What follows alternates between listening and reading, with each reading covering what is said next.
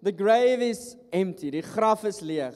Last week I shared a message concerning Palm Sunday, the triumphant entry of our King Jesus.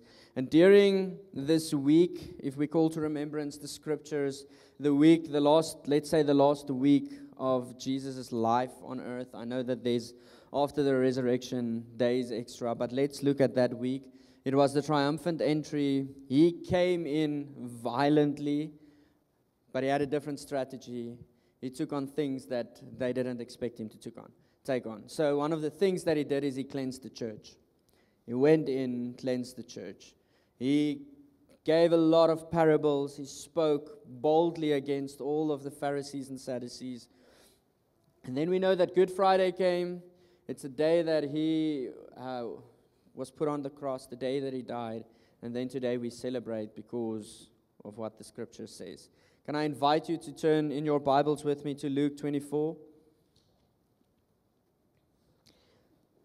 As you're turning there, it's important for us to remember the following.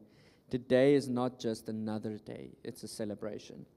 We are here because something happened that flipped the whole world around. Total turnaround happened, and that's why we're here today. Luke 24, verse 1 to verse 7 or 8, we'll see. Now on the first day of the week, very early in the morning, they and certain other women with them came to the tomb, bringing spices which they had prepared. But they found the stone rolled away from the tomb. Then they went in, and they did not find the body of our Lord Jesus Christ. And it happened, as they were greatly perplexed about this, that behold, two men stood by them in shining garments.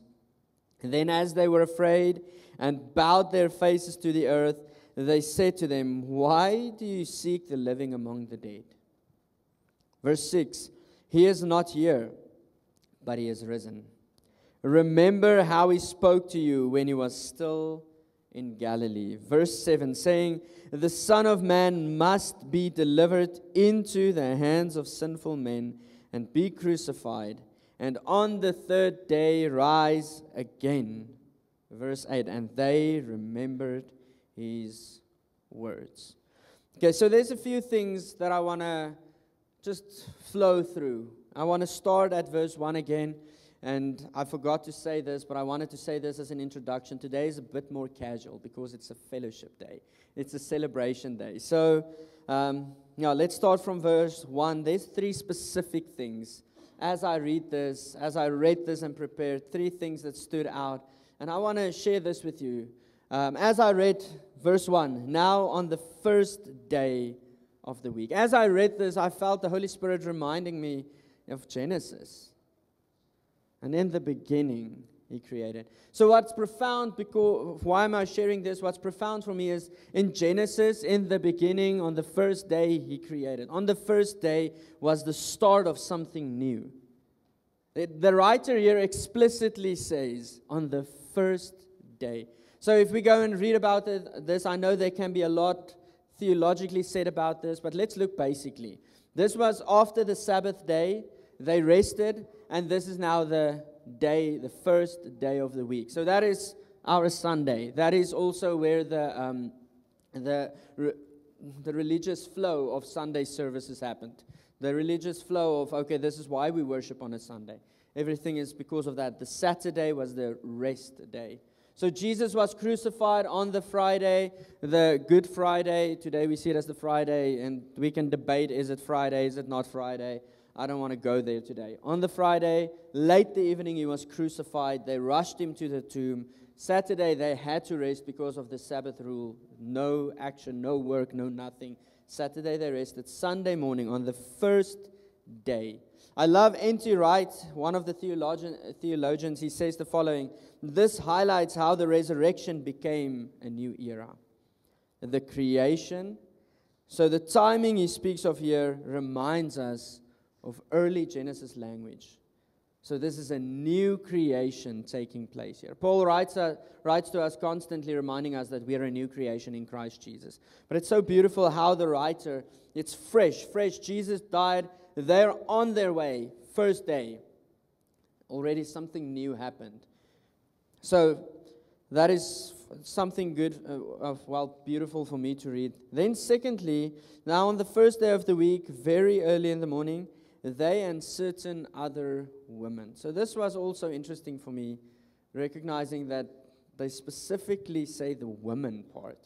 And I did some research. So in Jewish culture, women wasn't a reliable source and a reliable witness. So now reading this, that the women gave witness and testimony. If you go and read verse 9, 10, I think, the women came back to the group. They gave witness that the tomb is empty, he's alive. Why is this important for us? Let's share something the Holy Spirit shared with me before I go to the theological part. Women was classified as unreliable witnesses. And I felt the Holy Spirit say, even if others classify you as not worthy, Jesus is the one that establishes your worth. So can we just establish that in ourselves? Just put your hand on your heart for a moment. Let's make this interactive. Jesus establishes my worth. Can I invite you to say it? Jesus establishes my worth. It's not what others say. Women was considered unreliable. They didn't trust it's a woman saying this.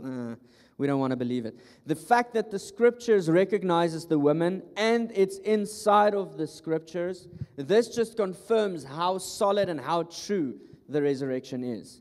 Because they even considered the unreliable witnesses to say, okay, he is alive. This establishes the nature of the gospel and the dignity of every believer's calling. The nature of the gospel is inclusive. It's including every single one of us. Not because you did X, Y, Z, you are worthy. The nature of the gospel is to consider you worthy.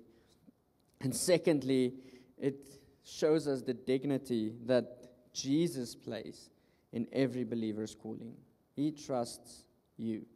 And you need to hear this morning. When others say you are not worthy, the fact that he is raised from the dead, the fact that the tomb is empty, says that you are worthy. Amen. You guys are very quiet. Come on, Allah, be more interactive. Okay, thirdly, in verse 1, we see another thing. They brought spices. So why is this relevant for me? Why did it stood out for me? So according to Jewish cultures, again, they did the embalming of a body on the first day, not on the third day, because the body already started decaying.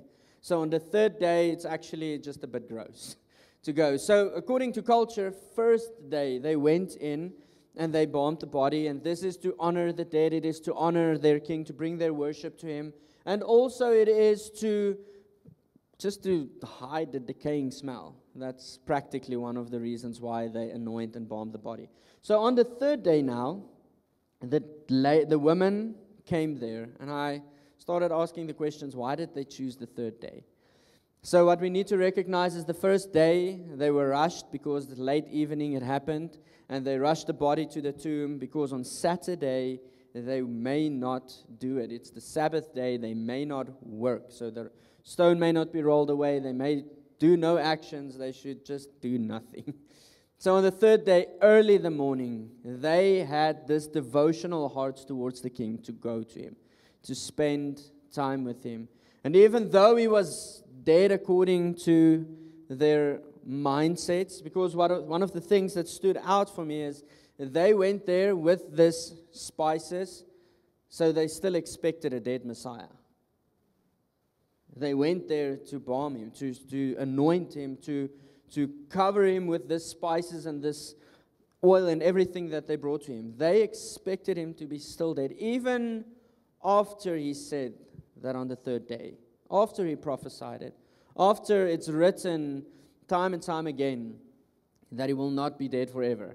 They expected him, but they still showed their faithfulness. They still showed that their hope was not gone. They brought their devotion to God. And while I read this, it came to mind that this was one of the most pivotal setups for our Christian walk. This sets the stage for the most pivotal event and moment in Christian history. Even though all the evidence lines up to the state that God is a distant, unresponsive, and out of control God, because the evidence says that He's dead. He said that He's going to be alive. He said that He's going to save the people. All the prophecies said this. Reality in that moment is, oh, He's dead. But they still went to bring their devotion to Him. But the final word is constantly in favor of our King. So what is important here is they went there and they had this expectation that He's still dead. Verse 2, but they found the stone rolled away from the tomb.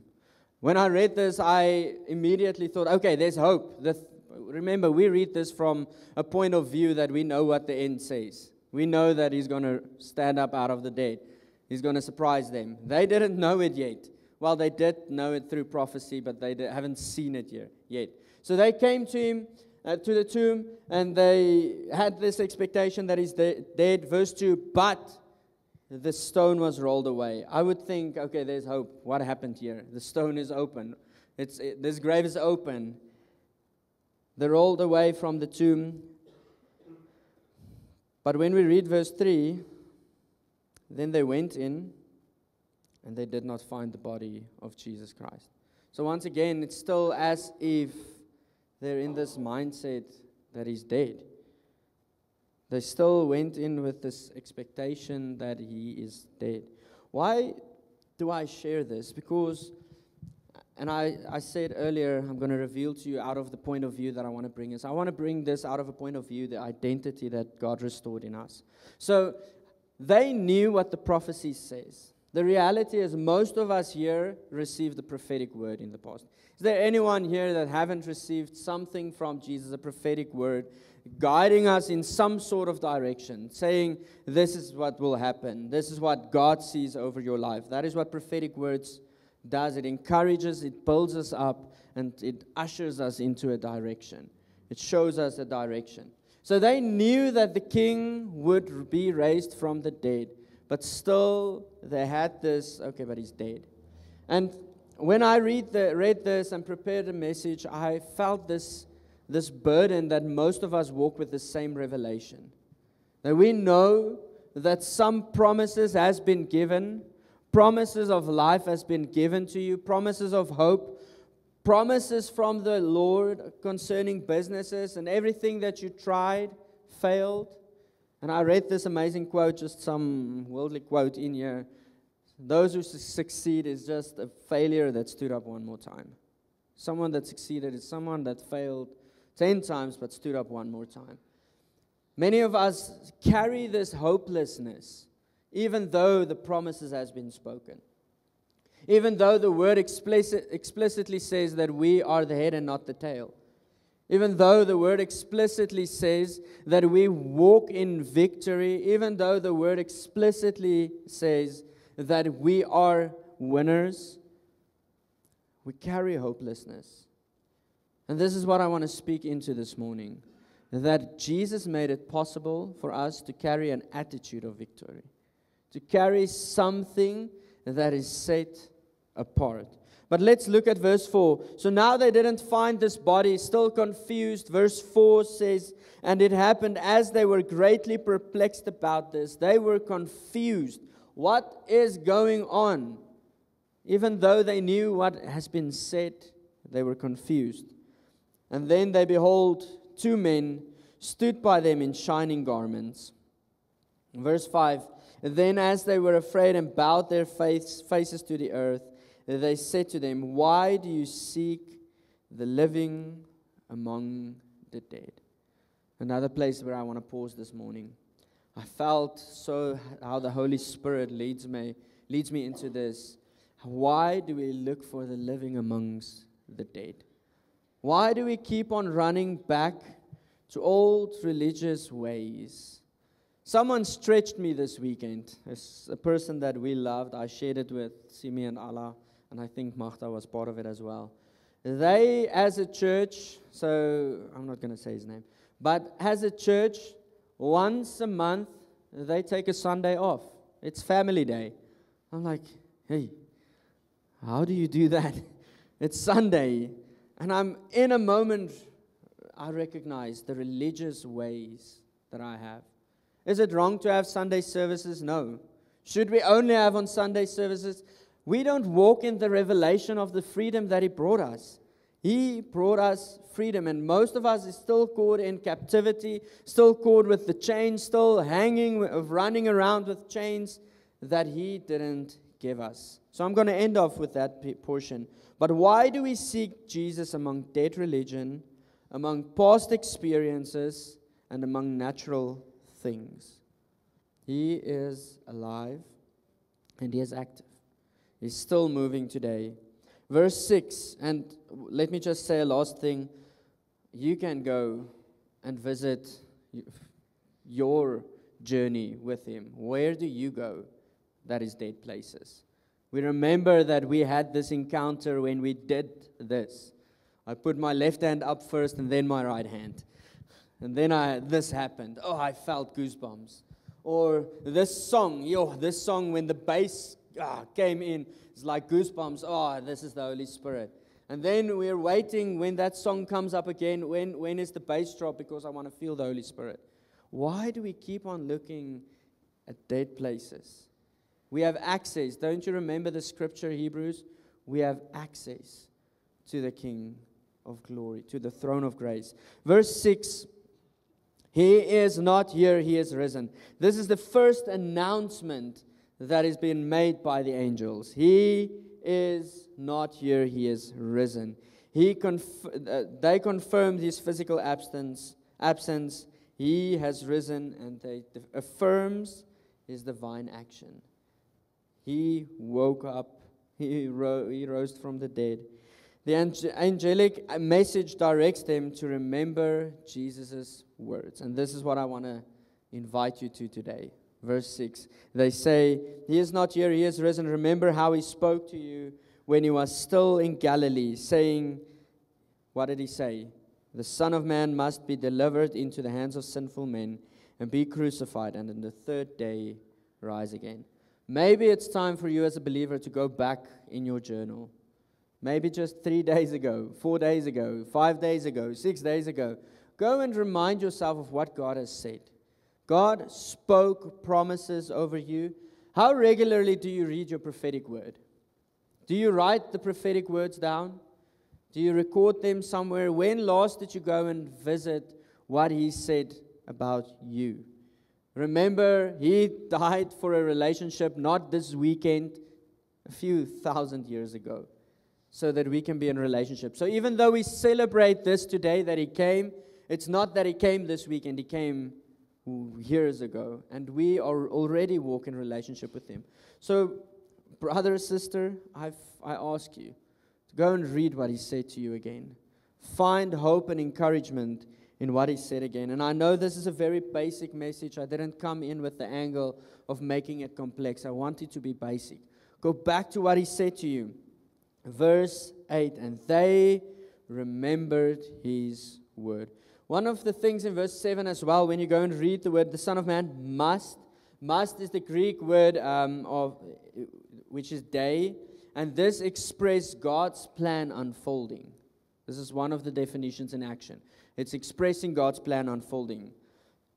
And this is the pattern then that we see in the Bible constantly, from Genesis to Revelation. Betrayal, crucifixion, resurrection. All of it is for a relationship.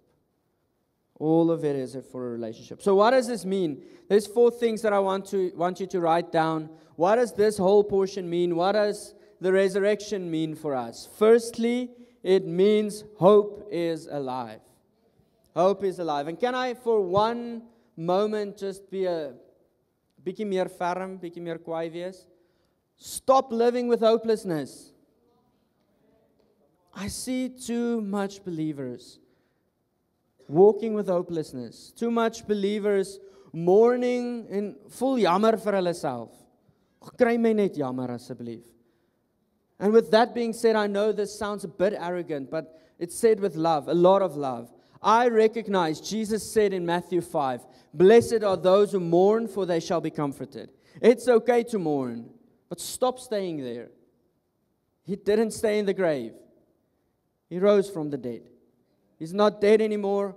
Our hope is alive. So can I encourage you as a believer? Once again, only you can go in your quiet time before the Lord and say, what do I carry? And ask Him to show you what do you carry. Do you carry hopelessness? The season of struggles, the season of trials and tribulations, maybe it got the better of the upper hand. Miskien het dit net te lank geword. En jy het jou attitude bietjie verswak. Maybe the trials and the temptations was just a bit too tough. But I want to remind you, Scripture says that He will not tempt us above what we cannot handle.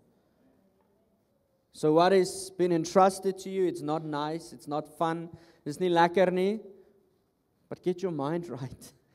Get to a place where we carry a hope because He's not dead anymore. So hope is alive. That is the first thing. We are not stuck. We are not forgotten. The resurrection is proof that we have a future. It's proof that even in South Africa, we have a future. Secondly, start looking for God in living places. This is the opposite of what the angels say to them. Why do you look for the living amongst the dead? But let's start looking for God in living places. Don't go to dead religious ways. We have freedom, and I'm going to almost end off with that. We have access to freedom. Start looking for for life in living places. Stop running back to dead religion. Stop living in fear. Let's live with wisdom and stop living a life led by fear. Go and see a counselor. We have counselors here. If you really struggle with this, it's okay to go and see a counselor. I've seen a counselor in the past. It's okay. Go and sit with the counselor. Just maybe there's something that they can guide you into that will help you to access freedom. God appointed counselors as well. Thirdly, Jesus keeps His word. He said that He's going to die. He must die. It's part of God's plan unfolding. But He did raise from the dead. So in verse 6 and verse 8, there's a reminder. Go and remember what God said. He didn't come back like Acts 1. The angels, once again, as He was taken up in heaven, and I know it's not Ascension Day, but we know the end. As He was taken up in heaven, the angels come to them and say, why do you still stand here? He's coming back the exact same way. Have any one of you seen Him come back yet? Hopefully not, because that means we missed it. That means we've missed the train. Jesus keeps His word, and we can walk in victory because He did it. If Jesus said something to you, keep on holding on, even if it's 12 years. Even if it's 15 years, 16 years. We don't know why. I don't know why, but please hold on. Go remind Him of what He said. Number 4, God is always on the move. And why do I say this? He's always a great leader 5 steps ahead. They say when you start doing leadership studies and stuff, a leader should always be a few steps ahead. He's always 5 steps ahead. 5, 6, 7. Well, He's an eternity ahead, actually. But He's a few steps ahead. So He knows the bigger picture. He knows what He can trust you with. Death thought it had its final word. A quote that I read, death thought it had the final word. Jesus proved it different. Sin thought it owned us. Jesus paid it in full. Shame thought it could stick to us forever. But Jesus rolled the stone away on all of that. We can live in freedom. So I want to invite you to open your Bible at Galatians 5 with me. And as you open your Bible there, I just want to share a short, very, very, very short illustration. So imagine that I've used the jail sentence illustration a lot, but imagine you have a sentence spoken over you that let's go to the most extreme. You killed someone, you should do 25 years or life sentence in prison. So, what did Jesus do? It's like someone taking your jail sentence, serving your time, and showing up at your door with the keys to a new house. This sounds wild, but he took our sentence upon him. He served it. The fullness of God's wrath was taken out on him, and he came to us with a new key of new life. We can have new life. So let's read Galatians 5 verse 1. Stand fast, therefore, in the liberty by which Christ has made us free, and do not be entangled again with the yoke of bondage. If we as believers know what we've been entrusted with, the freedom, we would be very dangerous. And that is why the enemy keeps us entangled with the yoke of bondage. He keeps taking us back to a place where we are bound and we cannot live free. So stand fast, therefore, in the liberty by which Christ has made us free. This is actually everything that I built. I wanted to share this. This was like the message that I felt in my heart since last week. Stand fast in the liberty, the freedom that God has made for us. So what does this mean? Firstly, it means we are free from sin's control. If you want to write that down, I have 5 points with just 2 scriptures under that, which I'm going to refer to. Firstly, we are free from sin's control. We are no longer slaves to sins. We can say no.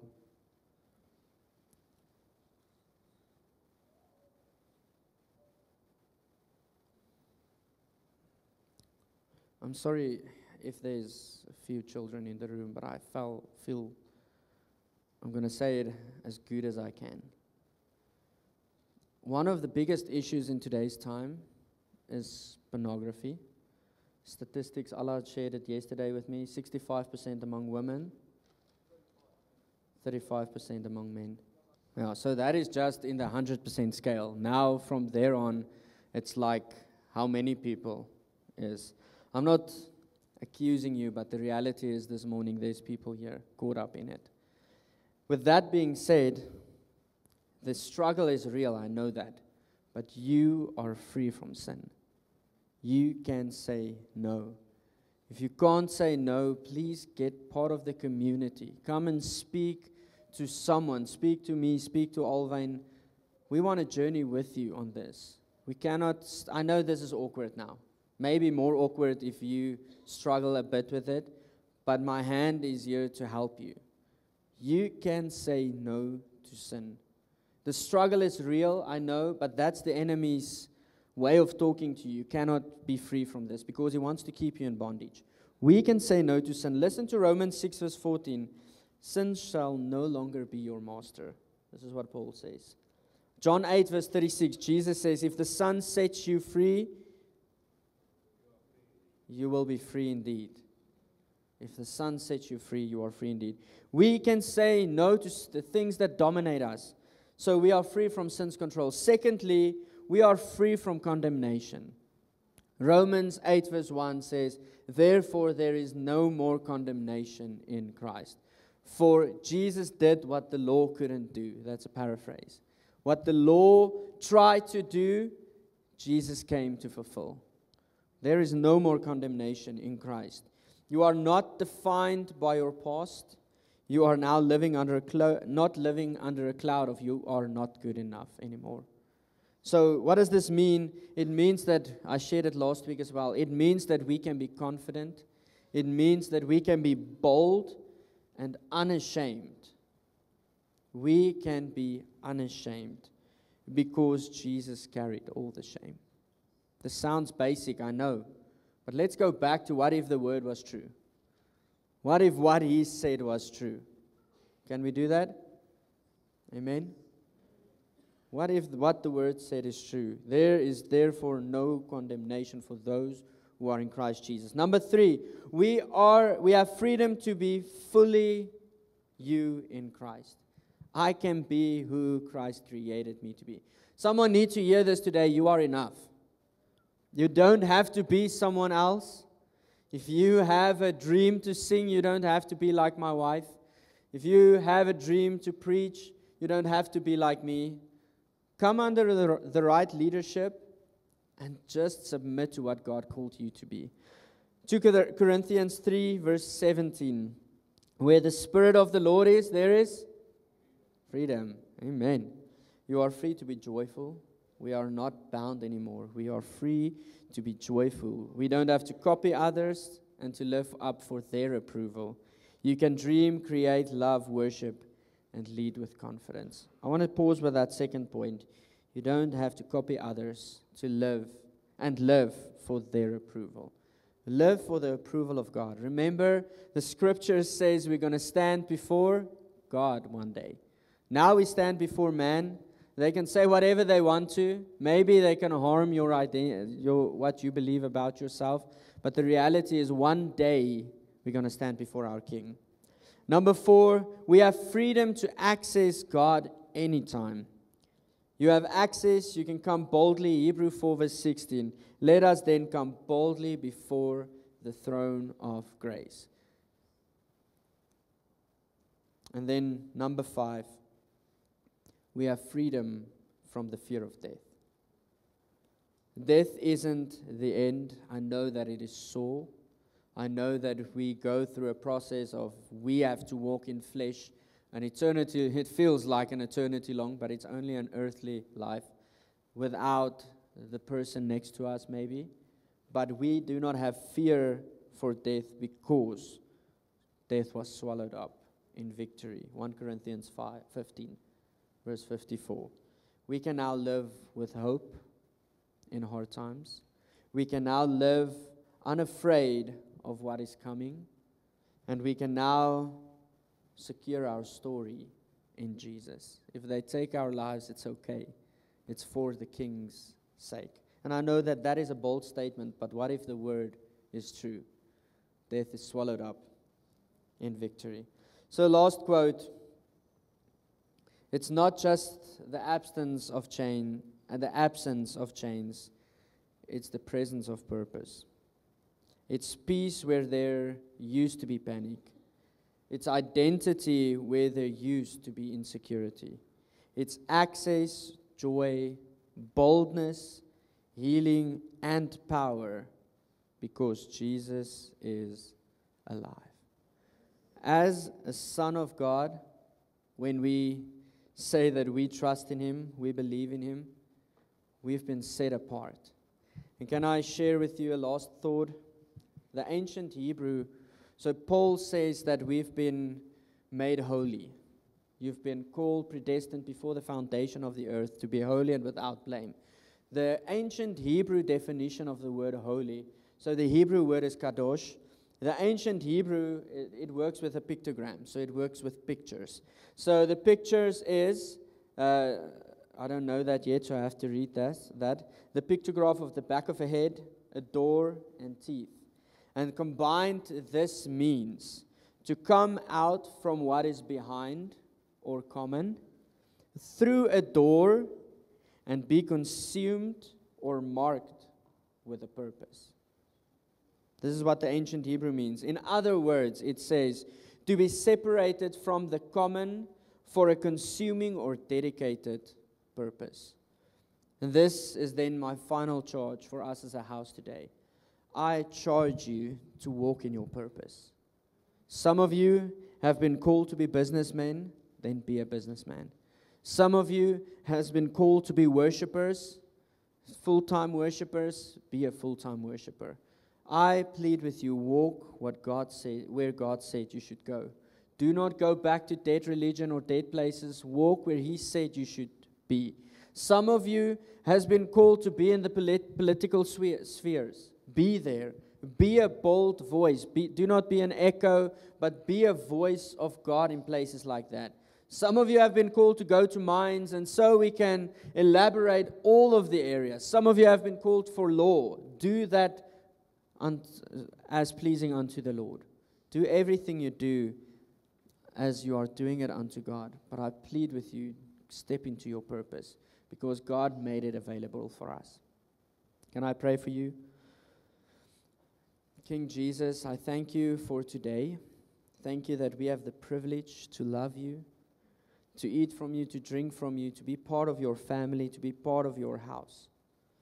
And Lord, I ask right now that you would come and mark us as a house to remember what you said. You are a God that constantly speaks, and sometimes we are at places where we struggle to hear you. Sometimes busyness consumes us. I ask in the name of Jesus that we would pause for a moment, and as the psalmist say, that we would be still and know that you are God. Lord, I ask that you would come and mark us with joy, because the scriptures constantly say, rejoice. Jesus in Matthew, when the women ran back to the rooms to say to the rest of the disciples that you are alive, you met them on the road, and your first word to them, according to Matthew, is rejoice. Be joyful, be satisfied, because the King is alive. So Lord, I ask that we as beloved sons and daughters of the Most High God would be satisfied with you, that we would be satisfied with what you called us to do. Lord, and I ask that there would be no confusion in the name of Jesus. Lord, I ask that we as a family would know with certainty that you have called us with a purpose. Each and everyone sitting in front of me right now, they have a purpose, they have a role to play, and their purpose and role is not to be someone else. Their purpose and role is to stand as a son of God and to know that everything that they do today will one day be tested, whether it was gold and whether it was hay. And Lord, I ask that we would rest with a holy fear. As we gather in fellowship today, as we gather in the apostles' doctrine, as we gather in prayer and in breaking of bread, I ask that you would come and rest, that the fear of the Lord would be present here, because that is how the early church grew. We know that we have a mandate to tell people about who our God and who our Father is. We acknowledge that this morning. But Lord, I pray that we would recognize that it's only you that can equip us to expand the kingdom of God. So I ask that you would give us a desire to expand the kingdom of God by your side, not on our own, but with you, Lord. So equip us and send us out. And with this prayer, I also then send out our family. Family, wherever you go, take ground back for the kingdom of God. In the name of Jesus. Amen. Okay, before I give to Magda to do the communion for us, I want to invite you once again. We have fellowship after the service. We're going to make this place our home. Every one of you is challenged to make it your home.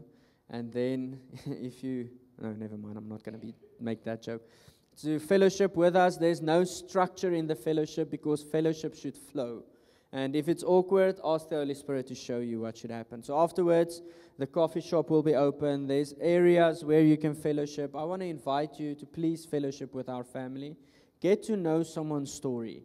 Someone might have the key to this sounds weird, but to your future. Someone maybe have the key to the next open door for you, and you can block it or slow it down because you don't go where the Spirit leads you. So fellowship with us and enjoy His presence and our family's presence. Amen.